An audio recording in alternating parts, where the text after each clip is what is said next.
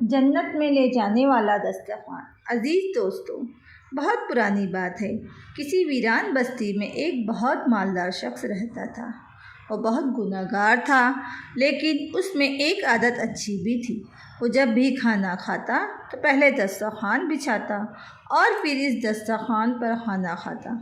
جب کھانا کھا لیتا، بچا کچا کھانا جو دسترخوان پر گر جاتا تھا قریب ہی ایک کوڑے کے ڈھیر پر جھاڑ دیتا تھا تاکہ یہ کھانا ضائع نہ ہو اور کسی غریب شخص کے کام آ جائے۔ اس کچرے کے ڈھیر کے قریب ایک عابد رہتا تھا جو ہر وقت اللہ کی عبادت میں مشغول رہتا تھا۔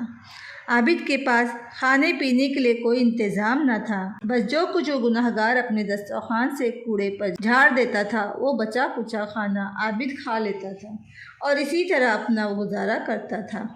وقت یوں ہی گزرتا گیا۔ ایک روز اس گنہگار شخص کا انتقال ہو گیا۔ اس کے انتقال کے بعد عابد کے کھانے کا سلسلہ بھی ختم ہو گیا۔ وہ عبادت گزار شخص اس بستی سے نکل کر جنگل میں چلا گیا اور وہاں پر اللہ تعالیٰ کی عبادت میں مشغول ہو گیا، جبکہ گناہ گار شخص کو مرنے کے بعد اس کی گناہوں کی وجہ سے جہنم کی آگ میں ڈال دیا گیا۔ ادھر یہ عابد جنگل میں درخت کے پتے اور گھاس پھوس کھا کر گزارا کرنے لگا اور آخرکار ایک دن اس عابد کی موت کا بھی وقت آ گیا اور اس کا بھی انتقال ہو گیا۔ اللہ تعالیٰ نے عابد کو بلایا اور اس سے کہا، کیا تیرے ساتھ کبھی کسی نے کوئی نیکی کی ہے؟ تو عابد کہنے لگا، نہیں یا رب، میرے ساتھ تو کسی نے کوئی نیکی نہیں کی ہے۔ اللہ تعالیٰ نے عابد سے پوچھا، تو کھانا کہاں سے کھاتا تھا؟ تو عابد کہنے لگا، اے اللہ، ایک شخص اپنا بچا کچا کھانا ایک کوڑے پر پھینک دیتا تھا، بس میں اسی کو اٹھا کر صاف کر کے کھا لیتا تھا۔ اس شخص کا انتقال ہو گیا تو میں جنگل کی طرف چلا گیا اور جنگل کے پتے اور گھاس پھوس کھا کر گزارا کرنے لگا۔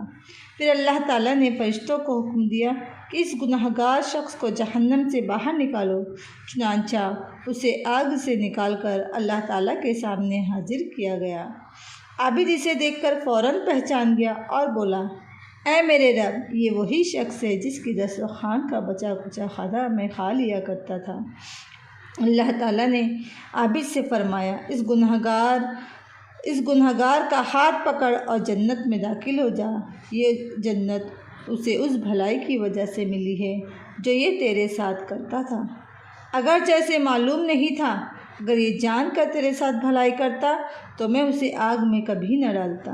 عزیز دوستو، دیکھا آپ نے کہ کسی کے ساتھ انجانے میں بھی اگر کوئی بھلائی کی جائے تب بھی اللہ تعالیٰ اس کا اجر عطا فرماتے ہیں۔ اگر وہ شخص نیکی کے ارادے سے اس عابد کے ساتھ بھلائی کرتا تو آگ میں اتنا عرصہ جلنے سے بچ جاتا۔